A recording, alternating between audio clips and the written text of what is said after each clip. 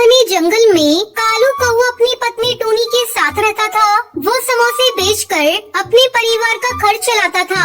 जंगल के पक्षी कालू कौवे के ठेले से समोसे खरीदकर मजे से खाते थे। कालू कौवे के समोसे की बिक्री देखकर टुनटुनी चिड़िया उससे जलने लगी और एक दिन उसने भी अपने समोसे का ठेला कालू कौवे के ठेले के सामने लगा दिया। आओ, टुनटुनी के स्वादिष्ट चटपटे समोसे खाओ। एक बार खाओगे तो बार बार खाओगे। उधर कहाँ? समोसे खाने जा रही हूँ हरिताई। आओ मेरे ठेले पर समोसे खाओ। देखो कितने स्वादिष्ट है। इससे पहले तुमने कभी इतने स्वादिष्ट समोसे नहीं खाए होंगे। टुनटुनी के इस तरह बुलाने पर हरी काकी उसके ठेले पर जाती है। तो अपने समोसे की बहुत तारीफ कर रही है। जरा एक प्लेट समोसे देना तो टेस्ट करके देखती हूँ। तेरे समोसे में ऐसा क्या है? हाँ हरिताई, एक बार क्या 100 बार मेरे समोसे टेस्ट करो। हर बार तुम्हें नया स्वाद मिलेगा। हरी काकी टुनटुनी के समोसे खाती है और तारीफ करने लगती है। अरे टुनटुनी, तेरे समोसे तो सचमुच में स्वादिष्ट है। मुझे तो लगा तो झूठी तारीफ कर रही है, लेकिन ये तो वाकई में लाजवाब है। मैं तब से रोज तेरे समोसे खाऊंगी। टुनटुनी के समोसे जो पक्षी खाता वो उसकी तारीफ करता। इस तरह उसके समोसे धड़ाधड़ बिकने लगे।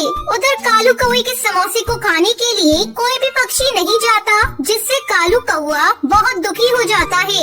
इस तरह कई दिन गुजर गए। मैं ऐसा क्या करूं कि पक्षी फिर से मेरे ठेले पर समोसे खाने के लिए आने लगे। मुझे कुछ न कुछ करना होगा, नहीं तो मैं भूखा मर जाऊंगा। कालू कौवा टुनटुनी के पास जाता है। बहन, तुम अपने समोसों में ऐसा क्या मिलाती हो जिससे तुम्हारे समोसे जल्दी ही बिक जाते हैं? मुझे भी वो सीक्रेट बता दो, मैं कहीं दूर जाकर अपने समोसों का ठेला लगाऊंगा। अरे तुम पागल हो गई हो क्या? मैं तुम्हें अपना सीक्रेट बताकर अपने धंधे को क्यों खराब करूं? अब जाओ यहाँ से। कालू बिना कुछ कहे अपने ठेले पर वापस आ जाता है।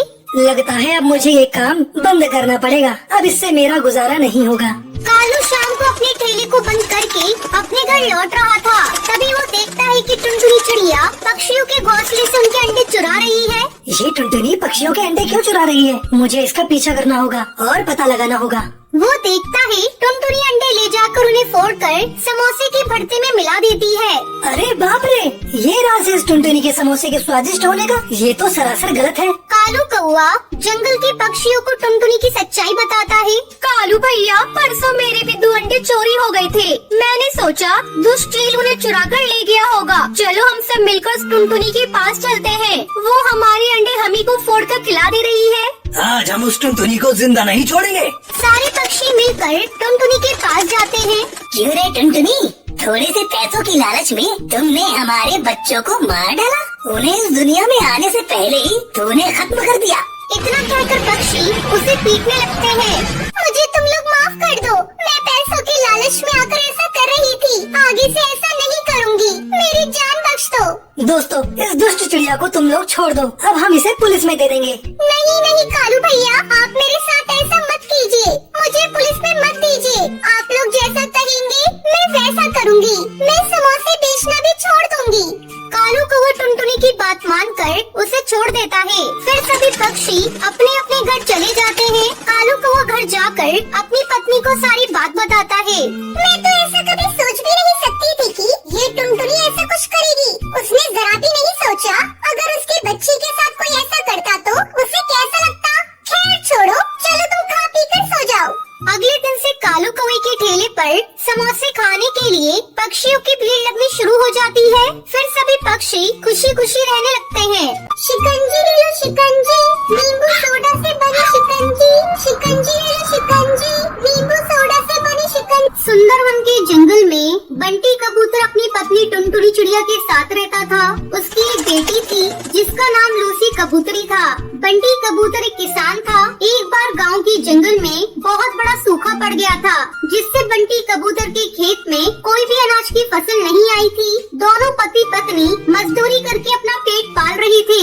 सूखा पड़ जाने के कारण जंगल में अब उन्हें कोई भी काम नहीं मिल रहा था। एक दिन थका हारा बंटी कबूतर घर लौटता है। तब टुनटुनी चिड़िया उससे पूछती है, क्यों जी, आज भी आपको कोई काम नहीं मिला? नहीं टुनटुनी चिड़िया, बहुत कोशिश की लेकिन कोई काम नहीं मिला। समझ नहीं आ रहा है ऐसे कितने दिन तक चलेगा। ठीक है जी, आप आराम करो, मैं आपके लिए नींबू की शिकंजी बना कर लाती हूँ। टुनटुनी चिड़िया शिकंजी बनाकर बंटी कबूतर को देती है। ये लो जी, नींबू की शिकंजी। अब घर में थोड़े से ही नींबू बचे हैं। अगर कोई काम नहीं मिला तो भूखे मरने की नौबत की शिकंजी पीने लगता है। सुनते हो जी, मैं क्या कहती हूँ, क्यों ना हम लोग शहर के जंगल चले, वहीं कोई काम धंधा करेंगे। अब गांव के जंगल में कुछ भी नहीं रखा। तुम्हें याद है ना, मेरी सुंदरी मौसी नदी के पार शहर वाले जंगल में रहती है। चलो हम लोग उन्हीं के पास चलते हैं। शहर के जंगल चलकर कोई काम धंधा ढूंढ लेंगे। अब तो अपनी बेटी लूसी कबूतरी भी बड़ी हो रही है, उसके लिए भी तो कुछ सोचना है। ऐसा सोचकर दोनों पति पत्नी अगले दिन शहर के जंगल जाते हैं। अचानक उनकी मौसी टुनटुनी चिड़िया को देखकर कहती है, अरे टुनटुनी बिटिया, यहाँ अचानक आना कैसे हुआ? गांव के जंगल में सब ठीक है ना? क्या बताऊँ मौसी, गांव के जंगल में इस बार ऐसा सूखा पड़ा है कि सारा खेत ही सूख गया है। कोई भी अनाज नहीं उग रहा है। वहाँ हम लोग भूखे मर रहे थे, इसलिए यहाँ आए हैं। आपका भरोसा था, अब आप ही हमें कोई काम धंधा दिला दीजिए, आपकी बड़ी मेहरबानी होगी। अच्छा किया बिटिया, जो अपने परिवार के साथ यहाँ आ गई। अब तुझे चिंता करने की कोई जरूरत नहीं। अच्छा बिटिया, ये बता तू गांव के जंगल से मेरे लिए क्या लेकर आई है? मौसी, मैं कुछ नींबू लेकर आई हूँ। यही घर में थोड़े बहुत बचे थे। ऐसा करती हूँ मौसी, मैं सबके लिए नींबू की शिकंजी बना देती हूँ। गर्मी बहुत है, सभी एक एक गिलास पी लेंगे। हाँ हाँ बेटी, जल्दी बना। नींबू की शिकंजी पिए बहुत दिन हो गए। टुनटुनी चिड़िया शिकंजी बनाने लगती है। तभी सुंदरी कौवी की पड़ोसन बबली कबूतरी उसके घर आती है। अरे सुंदरी बहन, ये तुम्हारे यहाँ कौन आया है? बबली बहन, ये मेरी भांजी है। गांव के जंगल से शहर के जंगल आई है और अब यही काम धंधा करेगी। तभी टुनटुनी चिड़िया सभी को शिकंजी देती है। नींबू की शिकंजी पीकर बबली कबूतरी कहती है, अरे वाह, ये शिकंजी तो बहुत ही स्वादिष्ट है। किस चीज से बनी है? बबली बहन, ये नींबू और सोडे की शिकंजी है। शहर के जंगल में तो कहीं भी ऐसी शिकंजी नहीं मिलती। बबली कबूतरी की बात सुनकर टुनटुनी चिड़िया की मौसी कहती है, तो ऐसा कर टुनटुनी बेटी, एक शिकंजी का ठेला लगा ले। यहाँ किसी को ऐसी शिकंजी बनानी नहीं आती। देखना, तेरे ठेले पर सुबह से ही भीड़ लगनी शुरू हो जाएगी। टुनटुनी चिड़िया और बंटी कबूतर को ये बात पसंद आ जाती है। अगले दिन वो सुंदरी कौवी से थोड़ा उधार लेकर अपना ठेला लगाते हैं और नींबू की शिकंजी बेचने लगते हैं। शिकंजी ले लो शिकंजी, नींबू सोडा से बनी शिकंजी। शिकंजी ले लो शिकंजी, नींबू सोडा से बनी शिकंजी। टुनटुनी चिड़िया की आवाज सुनकर उसके ठेले पर हरी काकी आती है। अरे बहन जी, मुझे एक गिलास शिकंजी तो देना, देखो इसका स्वाद कैसा है। टुनटुनी चिड़िया उसे शिकंजी देती है। नींबू की शिकंजी पीने के बाद हरी काकी उस शिकंजी की बहुत तारीफ करती है। धीरे धीरे टुनटुनी चिड़िया के ठेले पर पक्षियों की भीड़ बढ़ने लगती है और जल्दी उसकी सारी शिकंजी बिक जाती है। कुछ ही दिनों में टुनटुनी चिड़िया की अच्छी कमाई होने लगती है। फिर वो अपनी बेटी लूसी कबूतरी का दाखिला एक अच्छे स्कूल में करवा देती है। इस तरह समय गुजरने लगता है। टुनटुनी चिड़िया और बंटी कबूतर अपने लिए एक अच्छा सा घर बनवा लेते हैं। अब उन्हें किसी भी चीज की कमी नहीं थी। फिर सभी खुशी खुशी रहने लगते हैं।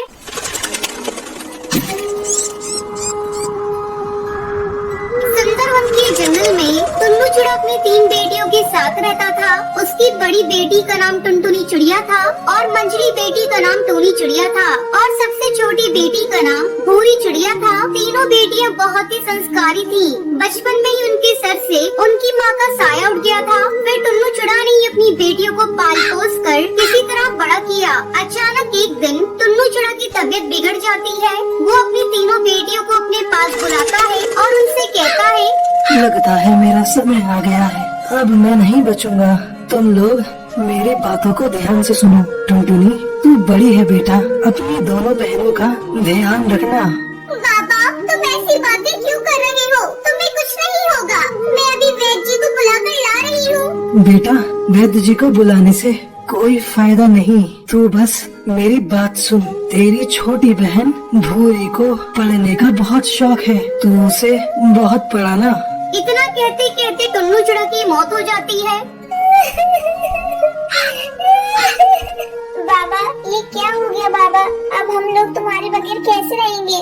तीनों बेटियां अपनी बाबा की बॉडी के पास फूट फूट कर रो रही थी। किसी तरह टुनटुनी चिड़िया अपने आप को संभालती है। फिर अपनी दोनों बहनों को समझाने लगती है, देखो टोनी और पूरी चिड़िया, तुम दोनों के इस तरह रोने से बाबा वापस नहीं आएंगे। अब हम लोगों को ही अपने आप को संभालना होगा। तुम लोग चिंता मत करो, तुम्हारी बड़ी बहन अभी जिंदा है। मैं तुम लोगों की देखभाल करूंगी।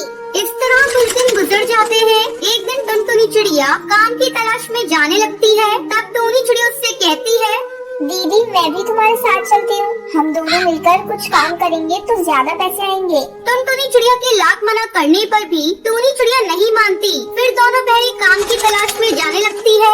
दीदी मैं भी चलूंगी आपके साथ, आपके बिना मैं घर में कैसे अकेली रहूंगी। फिर तीनों बहनें साथ साथ काम की तलाश में जाती हैं। काफी देर तक भटकने के बाद टुनटुनी चिड़िया को अचानक से बंटी कबूतर बहुत सारा सामान लेकर आता हुआ दिखाई देता है। टुनटुनी चिड़िया उसके पास जाती है और उससे कहती है, अरे बंटी भैया, हमारे रहते आप इतना भारी सामान लेकर क्यों जा रहे हैं? लाइए मैं इसे आपके घर तक पहुंचा देती हूँ। जो मर्जी आए आप मुझे मजदूरी दे दीजिएगा। बाबा के मरने के बाद हमें काम की बहुत जरूरत है। ठीक है, उठा ले सामान और मेरे घर तक पहुंचा दे। मैं तुझे 10 रुपए दूंगा। फिर टुनटुनी चिड़िया सामान उठाकर बंटी कबूतर के घर तक पहुंचाने के लिए चली जाती है। उसके जाने के बाद टूनी चिड़िया भूरी चिड़िया से कहती है, चल भूरी चिड़िया, अब हमारी बारी है। हमें भी कोई काम ढूंढना होगा। वो दोनों काम की तलाश में थोड़ा आगे जाती हैं। वहाँ एक कालू कौवा पकौड़े तल रहा था। दोनों बहनें इसकी दुकान पर पहुँचती है। भैया, क्या आपकी दुकान पर हम दोनों को काम मिलेगा? हमें बहुत जरूरत है काम की।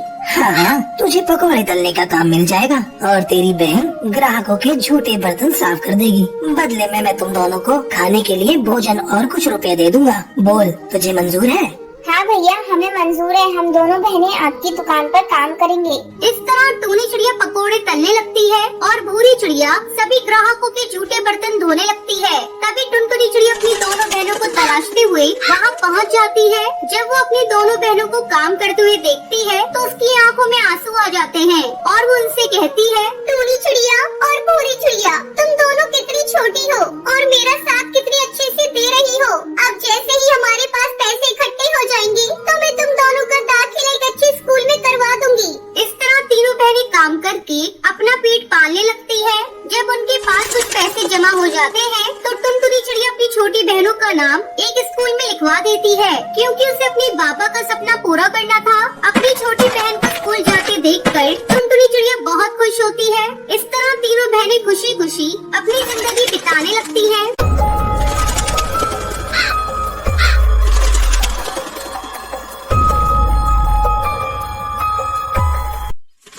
सुंदरवन जंगल में बंटी नाम का एक गरीब किसान रहा करता था। एक दिन उसकी पत्नी टुनटुनी उससे कहती है, देखो ना जी, अपनी तो एक ही बच्ची है रानी, लेकिन इसे भी हम लोग एक बेहतर जीवन नहीं दे सकते। पता नहीं हम लोगों की गरीबी कब दूर होगी और मैं अपनी बेटी को कब अच्छा पहनाऊंगी और खिलाऊंगी। लगता ही मेरा सपना ही रह जाएगा। टुनटुनी, सोचा था इस बार फसल अच्छी होगी तो मैं पूरे परिवार के लिए अच्छे कपड़े लाऊंगा, लेकिन भगवान के आगे किसके चली है। हर बार की तरह इस बार भी फसल अच्छी नहीं हुई।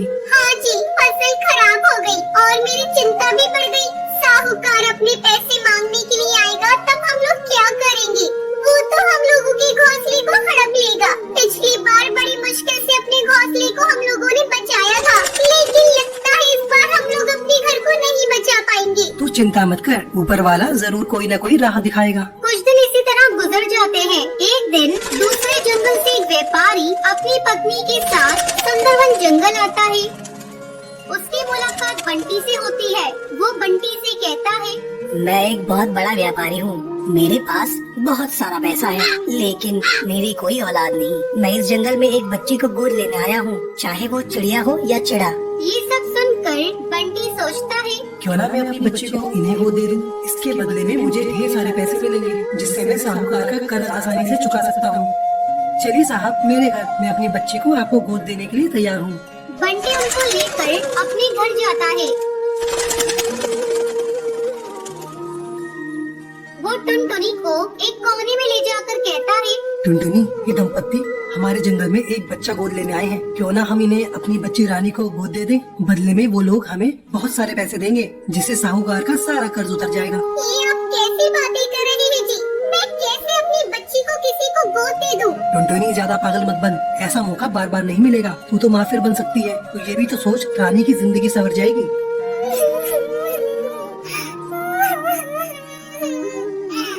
ठीक है जी, आप बात तो सही कह रही हैं। मैं रानी के लिए कुछ भी कर सकती हूँ। मैं अपने कलेजे पर पत्थर रख लूंगी। वो दोनों रानी को गोद दे देते हैं। बदले में उन्हें ढेर सारा पैसा मिलता है। जाते समय रानी रोने लगती है।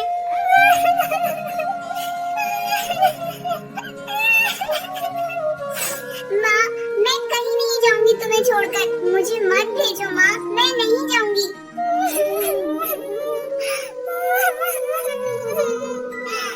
ये लोग तेरे नए माँ बाप है, तू इनके साथ जाएगी तो तुझे अच्छे अच्छे कपड़े पहनने को मिलेंगे, अच्छा अच्छा खाना खाने को मिलेगा बेटा। तू जिद मत कर बेटा, मैं गरीब तुझे ये सब नहीं दे सकती।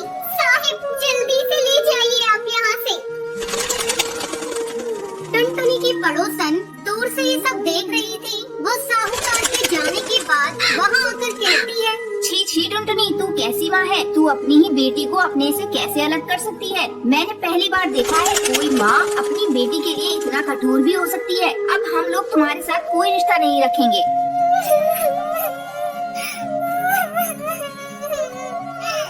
बहन, अगर तुम मेरी जगह होती तो तुम क्या करती? मैं तो अपनी बेटी को बेहतर भविष्य देना चाहती हूँ, इसलिए मैंने उसे गोद दे दिया और ये मेरी बेटी है। मैं अपनी बेटी के साथ कुछ भी करूँ, आपको बोलने का कोई अधिकार नहीं है। आप यहाँ से जा सकती है। टुनटुनी, मैं साहूकार का कर्ज चुकाकर अभी आता हूँ। इसी तरह टुनटुनी अपना जीवन अपनी बेटी रानी के बगैर बिताने लगती है। बच्चों, इस दुनिया में चाहे कितना भी कर्ज हो वो चुकाया जा सकता है, लेकिन माँ के प्यार और ममता के मोल को कभी भी नहीं चुकाया जा सकता है।